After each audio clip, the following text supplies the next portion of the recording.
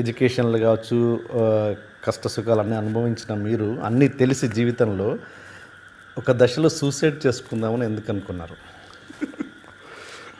అది చెప్పొచ్చా? చెప్పండి. అది పర్సనల్ మ్యాటర్ కదా, పర్లేదా మీకు? చెప్పండి. ఓకే, ఇది చెప్పాలండి. ఇది ఎందుకంటే నాలాంటి వాళ్ళు ఎవరైనా ఉంటే తెలుసుకుంటారు అనుకున్నాను నేను. ఇదేంటంటే తెలియకుండా నేను వెయిట్ పెరిగిపోతూ, తెలియకుండా అంటే ఇన్ ద సెన్స్ నేను వర్కౌట్లు చేయడం అది లేదు, ఒక ఏజ్ వరకు మెటబాలిజం బ్రహ్మాండంగా ఉండి రోజుకి 2 బిర్యానీలు తిన్న చరిత్ర నాది. అంటే రోజు కాదు, తింటే 2 బిర్యానీలు తినాలి, అవతలాడు ఒకటి తినేలేము. అంటే అలా తిని అంత వైల్డ్గా ఉండేవాడిని, బాగా హైపర్ యాక్టివ్ అనమాట నేను. సో ఆ ప్రాసెస్లో బాగా వెయిట్ పెరిగిపోయి గిల్ట్ ఉంటుంది కదా లోపల, ఎక్కడో అందరూ అంటుంటారు ఏంట్రా అలా అయిపోయి ఇది అది. ఫస్ట్ ఆఫ్ ఆల్ ఒక రూపం బట్టి ఎలా డిఫైన్ చేస్తారు జనం క్యారెక్టర్ని, లేకపోతే ఒక మనిషి సక్సెస్ని, అందరూ నాకు అర్థం కాదు. ఫర్ ఎగ్జాంపుల్ సరోజ్ ఖాన్ ఉన్నారు, ఇప్పుడు ఆవిడ డ్యాన్సరు, అంత వెయిట్ మీద కూడా ఆవిడ డ్యాన్స్ చేస్తారు. అలా చూసుకుంటే మనకి బాగా వెయిట్ ఉండి బాగా డ్యాన్స్ చేయగలిగే వాళ్ళు ఉంటారు. బట్ ఇది ఎందుకో ఇది విచిత్రమైన టాపిక్ అండి, నాకు ఈరోజు అర్థం అవ్వదు. సొసైటీలో ఏంటంటే యాక్టర్ అంటే స్లిమ్గా ఉండాలి, ఫిట్గా ఉండాలి, హీరో అంటే తప్పదు. ఆ హీరోలే రూల్ అవుట్ చేస్తారు చాలామంది. 6 అడుగులు ఉండాలంటే ఎవరు ఆ హైట్లో ఉండట్లేదు, ఎర్రగా ఉండాలంటే అది ఉండట్లేదు. రజనీకాంత్ గారు ఎలా ఉండకూడదు అలా ఉంటాడేమో బహుశా, అది ఎవరో అంటుండేవారు. అలాంటి వాళ్ళు ఏంటంటే వాళ్ళ విల్ పవర్తోనే వాళ్ళు, అంటే కామన్ మ్యాన్ తలుచుకుంటే ఏమైనా అవ్వగలదని ప్రూవ్ చేయడానికి వీళ్ళందరూ పుడతారండి. లేకపోతే ఈ 6 అడుగులు, ఈ ఆజన్బావులు, లేకపోతే ఫెయిర్గా ఉండాలి, లేకపోతే ఇలా ఉండాలని మన కవితల్లోని, పుస్తకాల్లోని, నవల్లో రాసే డిస్క్రిప్షన్ కనుక్కుంటే మీరు నమ్మరు, అద్భుతంగా ఉండేది పాపులేషన్ కంట్రోల్. ఎవడిగాడు దూకి చచ్చిపోయాడు. సో అది కాదు కానీ, బట్ దెన్ అది నా మీద ఇంపాక్ట్ చూపించింది కొంతకాలం. హడావుడికి ఏం చేశానంటే ఫుడ్ మానేసి విపరీతంగా వర్కౌట్లు చేయడం, ప్రోటీన్ షేకుల మీద బతకడం, ఇవన్నీ ఉండేవి. ఆ స్టేజ్లో ఏంటంటే సార్ ఇటువంటి సమస్య ఉంటుందని మీకు చాలామందికి తెలియదు, ఆడియన్స్లో కూడా. ఇది ఎవరికైనా ఒక్కరికి ఉపయోగపడినా చాలు అనుకున్న ఉద్దేశంతో చెప్తున్నాను. ఇది ఒక కొంచెం డీటెయిల్గా వెళ్తా. అంటే ఇదేంటంటే బాగా వర్కౌట్ చేయాలన్న డిటర్మినేషన్తో జిమ్కి వెళ్ళి కార్డియో ఒక ఆల్మోస్ట్ 1.5 hours చేయటం, 90 minutes. I use to burn almost like 700 to 800 calories in 90 minutes అని. ఇది వర్కౌట్ చేసే వాళ్ళు తెలుస్తుంది అంత కష్టం, అంటే అంత వెయిట్ వేసుకొని అలా చేసేవాడిని, ఇష్టం వచ్చినట్టు చేసేవాడిని. వచ్చి కొంచెం తినేవాడిని తిండి, అంటే అది మానేసి తినేసి ఇలా కొంచెం ఇది అంతా ఉండేది. ఇదంతా అవుతున్నప్పుడు నేను ఒక్కడనే ఉంటానండి ఫ్లాట్లో. ఆబ్వియస్లీ నా పేరెంట్స్ మా ఊర్లో ఉండేవారు, ఇప్పుడు మా మదర్ నాతోనే ఉంటున్నారు. కానీ బట్ అప్పుడు మా ఫాదర్ బతుకున్న రోజుల్లో మా మదర్ అక్కడే విజయనగరంలోనే ఉంది. నేను ఒక్కడనే, that's my style of life. హ్యాపీగా ఒక్కడనే ఉండాలి, హ్యాపీ అంటే ఇన్ ద సెన్స్ ఇండిపెండెంట్గా. ఈ ఇండిపెండెన్స్ అన్నది ఇలాంటి హెల్త్ ఇష్యూస్ వస్తే ఎలా ఉంటుంది అన్నది ఒక చిన్న సినిమా చూపించింది అప్పుడు నాకు. సడన్గా ఏమయ్యేదంటే అండి, జిమ్కి వెళ్ళేవాడిని నైట్స్, వెళ్ళి 1.5-2 hours రెగ్యులస్ కార్డియో అండి, అంటే ఇంకా మామూలు కాదు. అవన్నీ చేసి ఇంటికి వచ్చి మంచిగా ఫుడ్ అది తిని పడుకుని హ్యాపీగా మంచి మ్యూజిక్ అది పెట్టుకొని మంచి అంబియన్స్, నేను నా ప్రపంచాన్ని చాలా బాగా డిజైన్ చేసుకుంటాను. సో హ్యాపీ గో లైఫ్ నాది. అది ఇదంతా చెప్పడంలో ఉద్దేశం. హెల్దీ, ఫిట్, పర్ఫెక్ట్ డైట్ అన్నీ. పడుకునేవాడిని. నిద్రపోయిన తర్వాత 3 గంటలు 4 గంటల మధ్యలో అండి ఒక్కసారి ఎవరు కుదిపినట్లు లేచేవాడిని. గుండెలో టప్ప టప్ప టప్ప టప్ప హార్ట్ బీట్ చాలా ఫాస్ట్ కొడుతున్న ఫీలింగ్. అంటే మనకు పల్స్ చూడడం అనేది ఒకటి ఉంటుంది కదా, ఆ పల్స్ ఇలా చూస్తే మీకు చూపిస్తున్నా అండి, ఇది టెంపో మామూలుగా ఇలా కొడుతుంది, ఇది టెంపో. అంటే గుండె అలా వేదన లోపల అలా కొట్టుకుంటుంది. ఒకసారి భయం వేసింది సార్, ఏదో హార్ట్ అటాక్లు అవి ఇవి అంటారు, అది అలా ఏమైనా రాబోతుందా నాకు. బాగా ఫిట్గా ఉన్నానే, 1.5 గంటన్నర నా ఏజ్కి నేను చేయటం అనేది ఎంత కష్టం అందరికీ తెలుసాను. అంటే బేసిక్గా ఏంటంటే లావ్ అన్న మాటే కానీ ఫిజికల్గా చాలా యాక్టివ్గా ఉంటాను నేను, స్పోర్ట్స్లో కానీ అట్లా కానీ, నా స్టామినా లెవెల్స్ కానీ చాలా డిఫరెంట్. బట్ ఇది చాలా విచిత్రంగా ఉండింది. ఇక రాత్రి ఎవరికి ఫోన్ చేయాలో తెలియదు, ఫోన్ చేసి ఏం చెప్పాలో తెలియదు. వాళ్ళు వచ్చేలోపు ఏదైనా అయిపోతుందా ఏంటి. ఇప్పుడు మనకి మా ఊళ్ళో ఉన్నప్పుడు చిన్నప్పుడు హాస్పిటల్స్, ఇప్పుడు ప్రైవేట్ హాస్పిటల్స్ ఎక్కడ పెడితే అక్కడ ఉంటాయి.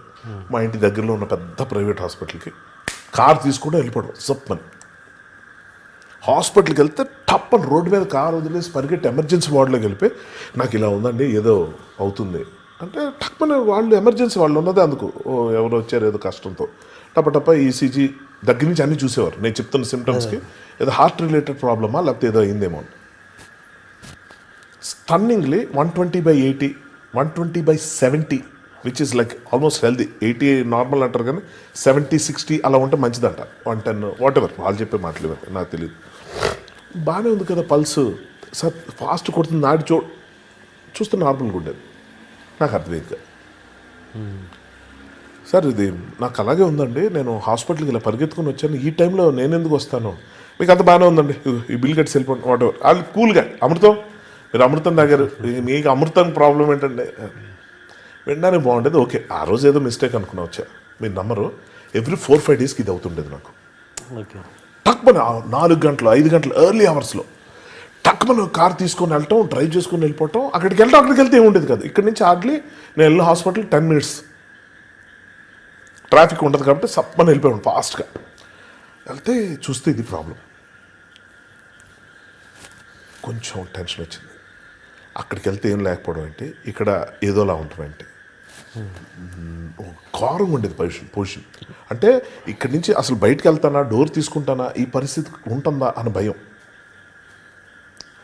అంటే ఏదైనా అవ్వాల్సి ఉంటే అవుతుంది అది వేరే విషయం బట్ ఇది అవుతుంది కదా ఎక్స్పీరియన్స్ అవుతుంది కదా దీన్ని ఎలా ఇది బాబు నీకు బీపీ వచ్చింది లేకపోతే నీకు హార్ట్ ప్రాబ్లం ఉంది లేకపోతే నీకు ఇంకేదో ఉంది ఫైన్ ఓ రోజు ఎడుతాం లేకపోతే 2 రోజులు బాధపడతాం మనం డిసిప్లిన్గా లేవు అవ్వాల్సిందే మనకు అనుకుంటాం లేదా దేవుడు ఎందుకు ఇలా చేసి ఎన్నో వర్షన్స్ ఉన్నాయి దీని రియాక్షన్స్ ఓకే ఇది ఏంటో తెలియట్లా చాలా ఫన్నీగా ఉంది ఎలా తయారైందంటే హాస్పిటల్కి వెళ్ళటం వాళ్ళు నన్ను వచ్చాడు హర్ష మళ్ళీ రండి సార్ ఈసీజీ మెషిన్ తీసుకురండి అది తెలుసు ఎందుకోసం నేను నవ్వుతుండేవాడిని సార్ ఒకసారి నాకు అది తెలుసు సార్ రండి మీరు రండి కూర్చోబెట్టి వాళ్ళు నన్ను జోకులు వేయటం కూర్చొని హర్ష గారు ఏంటి అసలు మీ ప్రాబ్లం ఏంటి సబ్ కాన్షియస్ మైండ్లో ఏమైనా ఉందా లవ్ ఫెయిల్ ఏమైనా అయిందా ఇదేమైనా అయిందా అంటే ఎవరికైనా కాస్త టెన్షన్ వచ్చి ఇదేమైతే ఫస్ట్ ఏదో ఒకటి లవ్ ఫెయిల్యూరే నాకు లవ్ సూపర్ సక్సెస్ఫుల్ అవన్నీ ఏంటి ఇలా మాట్లాడుతున్నారు వీళ్ళు చూస్తే ఏముండేది కాదు నేను రోజు సీరియస్గా డాక్టర్ని అడిగాను సార్ అసలు ఏంటి ప్రాబ్లం ఇది చాలా నాకు సార్ ఏదన్నా నాకైతే అందరూ ఆడవాలి కదా లాఫింగ్ స్టాక్ అయిపోతానేమో భయం వేస్తుంది నాకు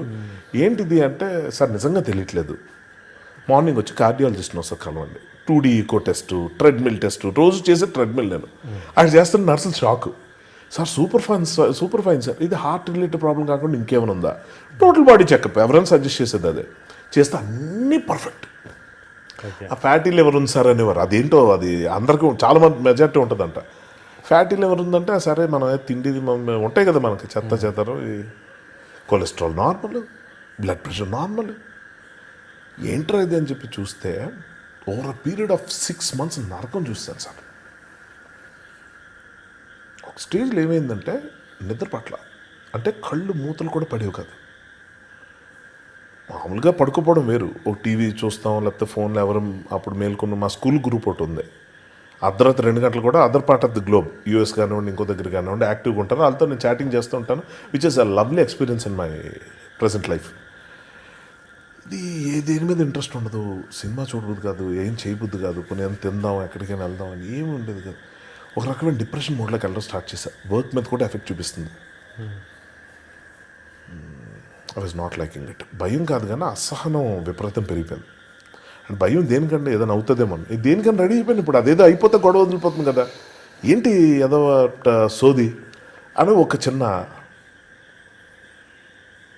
ఆ తర్వాత ఏం చేయాలని అంటే మాకు ఇక్కడ దగ్గరలో సుధాకర్ బాబు గారు అని ఒక డాక్టర్ ఉన్నారు ప్రైవేట్ నర్సింగ్ హోమ్ ఉంది అతను మోర్ లైక్ ఫ్రెండ్ అయిపోయారు ఇప్పుడు నాకు ఆయన ఒక సినిమా ప్రొడ్యూసర్ కూడా అయ్యారు ఆయన మూవీకి దేనికో ఆయన కూడా so if I'm not wrong అది కరెక్ట్ కదా నాకు తెలియదు బట్ ఫిల్మ్ తీసారు దాని గురించి ఎప్పుడు డిస్కషన్ లేదు ఇప్పుడు వెళ్ళినా నా గొడవే ఇప్పుడు నాకు దగ్గరగా క్లినిక్ ఉండేసరికి ప్రతిసారి అక్కడికి వెళ్ళిపోయాడు ఆయన ఫోన్ చేస్తే ఇంటి నుంచి ఆయన క్లినిక్ రావడం నేను వెళ్ళటం సేమ్ స్టోరీ నాకు చెప్పాను సార్ ఇది చాలా పిచ్చెక్కుతుంది నాకు అర్థం కావట్లేదు ఈ లోపు కొంతమంది ఎదవాలి నా ఫ్రెండ్స్ కొంతమంది ఏంటి అరే నీ ఇంట్లో ఏదో దెయ్యం ఉందేమో వాస్తు ప్రాబ్లం ఏమో నాకు ఇవి ఇరిటేటింగ్ టాపిక్స్ అరే ఇప్పటికే నమ్ము అంటే ఒక స్టేజ్లో ట్రస్ట్ అవి నమ్మటం మొదలెట్ట అంటే భయం అటు వెళ్తుంది ఈ ఫ్లాట్ మార్చేద్దామా కానీ నాకు ఇష్టమైన ఫ్లాట్ ఇది ఏంటిది నా లైఫ్ స్టైల్ మార్చేసి నా పద్ధతి మార్చేసుకొని ఇంకా నేను ఎందుకు బతకాలి ఎందుకు బతకాలి ఇస్ ద క్వశ్చన్. అది వస్తుంది ఏంటో పెద్ద ఇదే జీవితం అన్నట్టు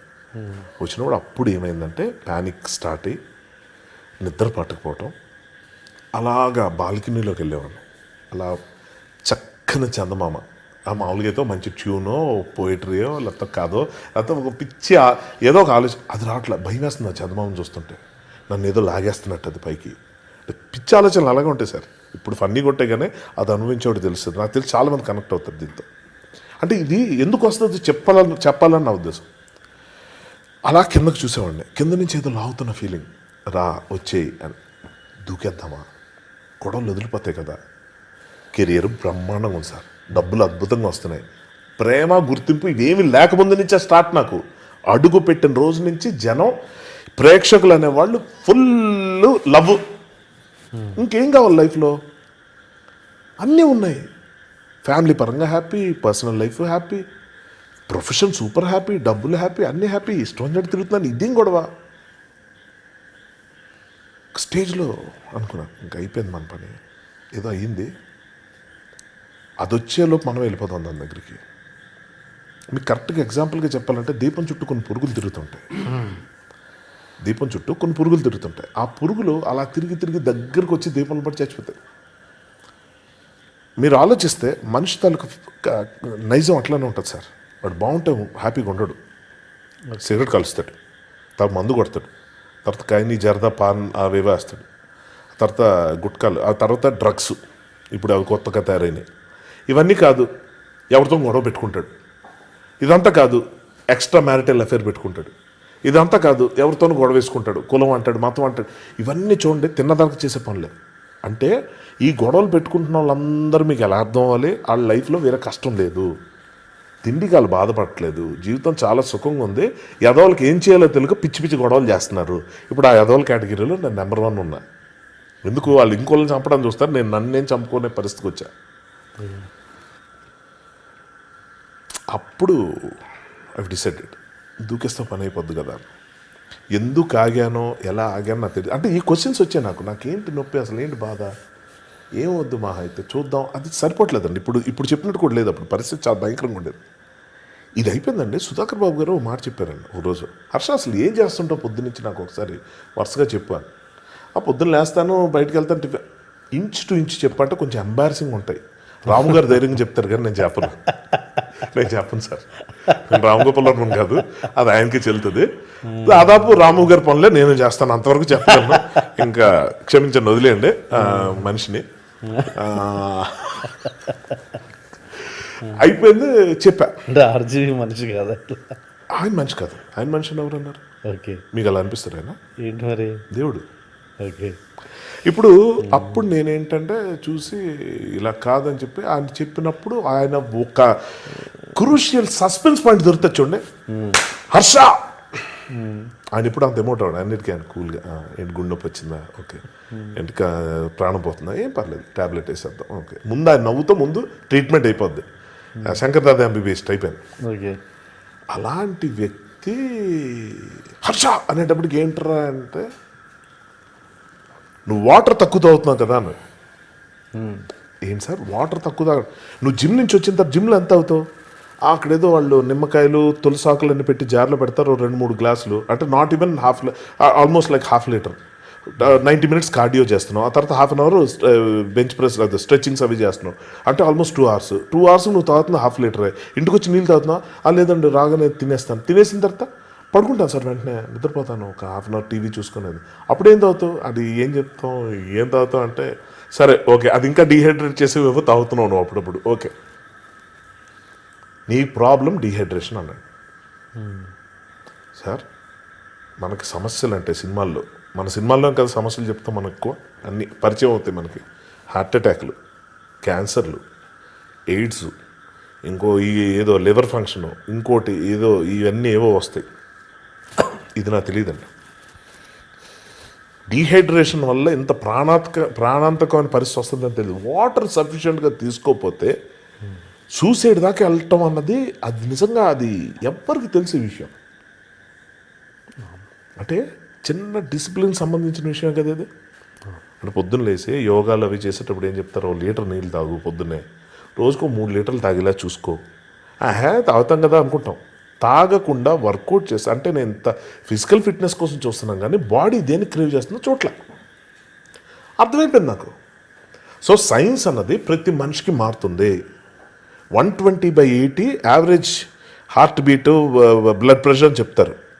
అది 140/100 ఎంతో అయితే నీకు బీపీ ఉందని డిసైడ్ చేస్తారు. కానీ కొన్ని హైపర్ యాక్టివ్కి అది అసలు ఎఫెక్టే పడవు. సో ఈ మెడికల్ ఏమంటారు దాన్ని, స్కామ్స్లోని వాటిలోని లేకపోతే అటువంటి స్కాండిల్స్లోని ఒక సగటు ప్రేక్షకుడు ఇరుక్కుపోయి ఇప్పుడు ఏదో ఠాగూర్ సినిమా స్టోరీ చెప్పడం నేనేం ప్రయత్నించట్లే కానీ సార్ ఈ ప్రపంచంలో రకరకాల విషయాల గురించి అవగాహన తెచ్చుకోవాల్సింది మనమే. తెలుసుకోపోతే చిన్న చిన్న విషయాలను ఇగ్నోర్ చేసి మన లైఫ్ ఇంకో రకంగా అయిపోతుందండి. చచ్చిపోతామని కాదు, చచ్చిపోతే గొడవ లేదు, చెత్త లైఫ్లన్నీ పాడైపోయి మందు డ్రగ్స్కి అలవాటు పడిపోయి ఫియర్ ఫ్యాక్టర్ మనల్ని డామినేట్ చేసేసి పిచ్చి పిచ్చిగా అయిపోయి. సో మీరు అంటే సూసైడ్ అంటే నేను ఆ 10th క్లాస్ ఆ టాపిక్స్ మాట్లాడుతూ అదేదో అనుకున్నాను. బట్ ఒక ఫేజ్లో ఇది ఉందండి. బహుశా ఇది మీకు నా ఫ్రెండ్స్తో షేర్ చేసుకున్నాను, మీకు ఎక్కడో ఒక మంచి ఇన్ఫర్మేషన్ అందింది. But this is scary factor sir.